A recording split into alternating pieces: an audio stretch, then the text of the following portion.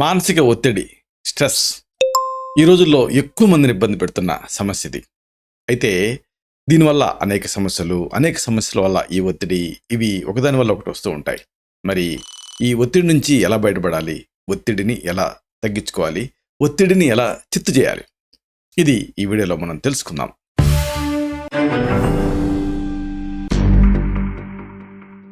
మిత్రులారా నమస్కారం. నేను మీ డాక్టర్ చిరుమామిళ్ళ మురళీ మనోహర్. ఈ వీడియోలో మనం తెలుసుకోబోయేది చాలా ముఖ్యమైనది. అందరినీ ఇబ్బంది పెట్టే స్ట్రెస్, మానసిక ఒత్తిడి. దీన్ని నుంచి ఎలా బయటపడాలి? దీన్ని ఎలా తప్పించుకోవాలి? ఇది మనం తెలుసుకుందాం. ఎందుకంటే కొన్ని సమస్యలు కొంతమందిలో ప్రత్యేకంగా కనిపిస్తూ ఉంటాయి. పిల్లల్లో కొన్ని సమస్యలు, మధ్య వయస్కుల్లో కొన్ని సమస్యలు, పెద్దవాళ్ళలో కొన్ని సమస్యలు.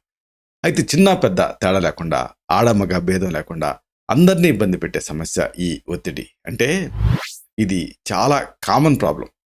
ఈ కామన్ ప్రాబ్లం గురించి ప్రతి వాళ్ళకి కూడా కామన్గా ఐడియా ఉండాలి. లేకపోతే ఇది మన జీవితాలతో ఆడుకుంటుంది, మన జీవితాన్ని చిన్నాభిన్నం చేస్తుంది. స్ట్రెస్ లేదా ఈ ఒత్తిడి అనేది మోస్ట్ కామన్ ప్రాబ్లం కాబట్టి ప్రతి వాళ్ళకి దీనిపైన పరిపూర్ణమైన అవగాహన ఉండాలి. అంటే ప్రతి ఒక్కళ్ళకి కూడా ఇది రోజువారీ జీవితంలో ఒక టెన్షన్ని క్రియేట్ చేస్తూ ఉంటుంది. ఇది జీవన మాధుర్యాన్ని, జీవన నాణ్యాన్ని, క్వాలిటీ ఆఫ్ లైఫ్ని కోల్పోయేలా చేస్తుంది. అయితే మరి సర్వసన్యాసం సుఖినా భవంత్ అంటే ఏదైనా ఒక సమస్య మనల్ని ఇబ్బంది పెడుతూ ఉంటే దాని నుంచి ఎలా బయటపడాలి అనేది మనం తెలుసుకోవాలి. అంటే పరిపూర్ణంగా, పూర్తిగా దీనికి మనం గుడ్ బై చెప్పాలి. పరిపూర్ణంగా ఇలా గుడ్ బై చెప్పినప్పుడే ఇది మన ఇబ్బంది పెట్టకుండా ఉంటుంది. అంటే ఒత్తిడితోటి లైఫ్ లీడ్ చేయటం వల్ల ఎప్పటికీ కూడా మనశ్శాంతి అనేది ఉండదు. అందుకే వెంటనే ఈ ఒత్తిడికి గుడ్ బై చెప్పడం అనేది ఆలోచించాలి. అది ఒక్కొక్కరికి ఒక్కొక్క రకమైన పరిష్కారం ఉంటుంది. ఎవరి పరిష్కారం ఏమిటి అనేది ఎవరికి వాళ్ళు కనుక్కోవాలి. దీనికి కొన్ని అంశాలు దోహదపడతాయి. అయితే చెప్పుకున్నట్టుగా ఆయుర్వేదం ఏం చెప్తుందంటే సంక్షేప్త క్రియాయోగో నిదానశిచ వర్జనం అంటుంది. అంటే కారణాన్ని కనుక్కొని దాన్ని సరిదిద్దుకోవాలి. మరి ఒత్తిడికి కారణం ఏమిటి? ఇది మీరు తెలుసుకోవాలి. అంటే ఈ స్ట్రెస్ తగ్గించుకోవాలనుకుంటే ముందు ఏ కారణంతో ఈ ఒత్తిడి వస్తుంది అని తెలుసుకోవాలి. దాన్ని అప్పుడు మీరు పరిష్కరించుకోవడం అనేది తేలికవుతుంది. దాని నుంచి దూరంగా ఉండటం అనేది తేలికవుతుంది. కాబట్టి ఐడెంటిఫికేషను సక్సెస్లో అతి ముఖ్యమైన భాగం. అలాగే ఆయుర్వేదం సూచించేది ఏమిటంటే ఇప్పుడు ఏదన్నా ఒక సమస్య వచ్చింది అనుకోండి, దాని నుంచి సర్వసన్యాసం సుఖనామితి అంటే డిటాచ్ అవ్వాలి. డిటాచ్ అయ్యి మరో దానికి అటాచ్ అవ్వాలి. అప్పుడు ఆ సమస్య మన ఇబ్బంది పెట్టకుండా ఉంటుంది. అంటే ప్రత్యామ్నాయం ఏమిటి అనేది తెలుసుకోవాలి. దాని గురించి ఆలోచించాలి, దాన్ని అన్వేషించాలి, దాన్ని అడాప్ట్ చేసుకోవాలి. ఒత్తిడి వల్ల కొంతమందికి వృత్తి నైపుణ్యాలు తగ్గిపోతూ ఉంటాయి. వృత్తి వల్ల కొంతమందికి ఒత్తిడి పెరిగిపోతూ ఉంటుంది. ఒకవేళ వృత్తి వల్ల మీకు ఒత్తిడి పెరుగుతుంది అని అనిపిస్తుంటే మీ ఆఫీసు, మీ బాసు, మీ పరిసరాలు ఇవి మిమ్మల్ని అతలాకుతలం చేస్తాయని మీకు అనిపిస్తే ఆ ప్రొఫెషన్ని మార్చుకోవటమే మంచిది. ఎందుకంటే దాంతో ఉండి దాంట్లో మునిగిపోయి కొంతమంది ఆత్మహత్యకి సంబంధించినటువంటి ఆలోచనలు కూడా వస్తూ ఉంటాయి. కాబట్టి అంతదాకా తెచ్చుకోకుండా దాన్ని వదిలేయాలి. సర్వసన్యాసం సుఖనామితి అంటే సుఖాన్ని ఇచ్చే వాటిలో బెస్ట్ ఏంటంటే డిటాచ్మెంట్. ఇలా కుదరలేదనుకోండి, అప్పుడు ఏదైనా ఆల్టర్నేటివ్ ఆలోచించాలి. అంటే డిటాచ్ అయిపోయి మళ్ళీ దీనికన్నా అటాచ్ అవ్వాలి. అప్పుడు ఆ ఒత్తిడి మిమ్మల్ని ఇబ్బంది పెట్టదు. అంతేగాని ఆ ఒత్తిడితోటి జీవించకండి. ఎందుకంటే మీ క్వాలిటీ ఆఫ్ లైఫ్ చాలా దారుణంగా దెబ్బతింటుంది. ఇక దీనికి ఒక ఈస్టర్న్ ఫిలాసఫీ చెప్పిన అద్భుతమైన పరిష్కారం ఏంటంటే ధ్యానం, మెడిటేషన్. రోజు ఒక 10 నిమిషాల పాటు డీప్ బ్రీతింగ్ని సాధన చేయండి. ప్రశాంతంగా కూర్చొని దీర్ఘంగా గాలి పీల్చండి. మెడిటేషన్ అనండి, దీన్ని ధ్యానం అనండి, భావాతీత ధ్యానం అనండి, ఏదైనా ఇది మిమ్మల్ని ఆ day to day life stresses నుంచి బయటపడేలా చేస్తుంది. లేకపోతే ప్రాణాయామం కూడా ట్రై చేయొచ్చు. అంటే ఒక ముక్కుతోటి గాలి పీల్చుకొని రెండో ముక్కుతో వదలటం, వదిలిన ముక్కుతోటి మళ్ళీ గాలి పీల్చుకొని యువతల ముక్కు రంధ్రంతో వదిలేయటం. ఇలాగా ఈ ప్రాణాయామం కూడా మీకు మంచి పరిష్కారం చూపిస్తుంది. దీంతో మీకు ఒక ప్రశాంతమైనటువంటి పరిస్థితి అనేది నెలకొంటుంది. అలాగే ఆయుర్వేదం చెప్పే ఇంకొక సూచన స్నానం శ్రమహారాణం శ్రేష్టం అని. అంటే ఈ స్నానంతో మీకు అంతులేనంత సాంత్వన లభిస్తుంది.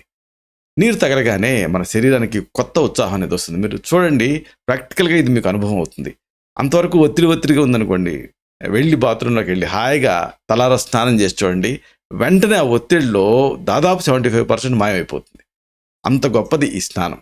అందుకే ఎక్కువ ఒత్తిడితో మీరు ఉన్నప్పుడు ఎక్కువ 1-2 సార్లు ఇలా స్నానం చేసి చూడండి, మంచి రిలీఫ్ అనిపిస్తుంది. ఇక అన్నిటికంటే ముఖ్యంగా ఏంటంటే డిస్టార్షన్ వల్ల ఒత్తిడి ఎక్కువ అవుతుంది. కాబట్టి ఏకాగ్రత అనేది చాలా ముఖ్యం. ఏకాగ్రతని మీరు సాధన చేయాలి, ఫోకస్ పెట్టాలి. ఇప్పుడు మీకు బాగా ఒత్తిడి ఉందనుకోండి, మీకు ఇష్టమైన ఒక పెయింటింగ్ అలా తదేకంగా వేస్తూ ఉండండి, ఒత్తిడి తగ్గుతుంది. లేకపోతే మీకు ఒకవేళ ఏదైనా మ్యూజిక్ అలవాటు ఉందనుకోండి, బాగా ఒత్తిడిగా అనిపించింది అనుకోండి, మామూలుగా మీరు ఆ మ్యూజిక్ని వాయించి చూడండి, గిటార్ కానీ వయలిన్ కానీ, మీకు ఇష్టమైనది ఏదన్నా ఒకటి. ఇలాగా ఒక మ్యూజిక్ మీద మీరు ఫోకస్ పెట్టినా, పెయింటింగ్ మీద ఫోకస్ పెట్టినా, పాడటం మీద ఫోకస్ పెట్టినా, అప్పుడు ఆ ఒత్తిడి అనేది మీకు తగ్గుతుంది. ఇది ఒక మంచి టెక్నిక్. ఏదైనా ఒక వస్తువు లేదా క్యాండిల్ని అదే పనిగా చూడొచ్చు కూడా, ఏ ఫైన్ ఆర్ట్స్ మీకు లేకపోతే. ఇలాగా లేకపోతే మెడిటేషన్ చేయొచ్చు, దీనన్నా తదేకంగా చదవచ్చు. ఇలా చేస్తే మీకు ఆ ఒత్తిడి నుంచి ఏకాగ్రత వైపు మీ మనసు మల్లుతుంది, డిస్టార్షన్ ఉండదు.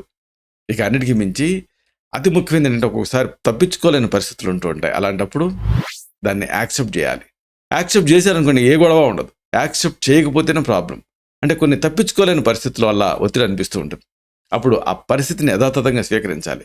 మీకు ఉన్నటువంటి షుగర్ బయటపడింది అనుకోండి, ఇక స్ట్రెస్, అమ్మో ఇక లైఫ్ అంతా నాశనం అయిపోయింది, ఇక నేను జీవితంలో తీపి తినలేను, నేను అన్నిటికీ దూరం అవ్వబోతున్నాను అన్న ఒత్తిడి వచ్చింది అనుకోండి, దాని బదులు యాక్సెప్ట్ చేయండి.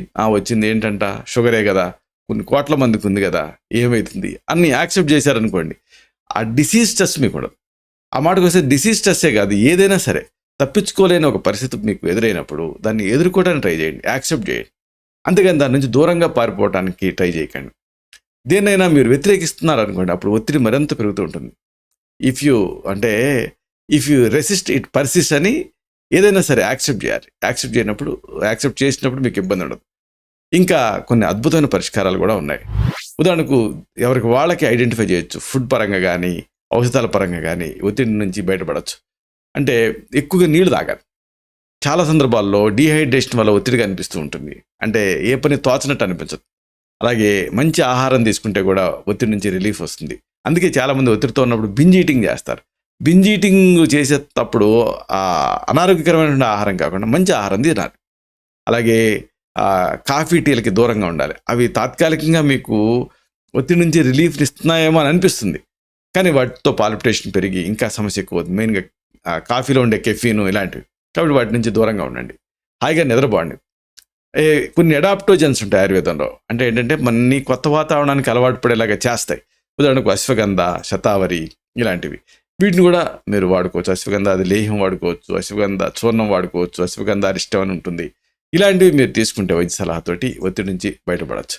ఇలాగా చక్కని టెక్నిక్స్ ఉన్నాయి. అంతేగాని ఒత్తిడికి ఎప్పుడు కూడా తల వంచకండి, ఒత్తిడికి ఈళ్ళు అవ్వకండి. ఒత్తిడిని యాక్సెప్ట్ చేయండి, వీలైతే దానితో జీవించండి. లేదు, ఒత్తిడి నుంచి బయటపడే మార్గాలు మనం బోర్డు అని చెప్పుకున్నాం, వీటిని అడాప్ట్ చేసుకోండి. ఇలాగా ఒత్తిడి మిమ్మల్ని అతలాకుతలం చేయకుండా బయటపడవచ్చు. ఇలాంటి మరిన్ని ఇన్ఫర్మేటివ్ వీడియోస్ కోసం ఈ ఛానల్ సబ్స్క్రైబ్ చేసుకోండి. అలాగే ఈ వీడియోలో అప్లోడ్ అవడంతోనే ఆ విషయం మీకు తెలియడం కోసం బెల్ బటన్ క్లిక్ చేయండి. అన్నిటికంటే ముఖ్యంగా ఇలాంటి అద్భుతమైన చక్కని విషయాలు 10 మందికి ఉపయోగపడటం కోసం ఈ వీడియో తాలూకు లింక్ని మీ సర్కిల్స్తో షేర్ చేసుకోండి. శతం జీవ శరదో వర్ధమానః, శతం హేమంతాన్ శతం వసంతాన్. 100 శరత్తులు, 100 హేమంతాలు, 100 వసంతాలు వర్ధిల్లుతూ జీవించండి.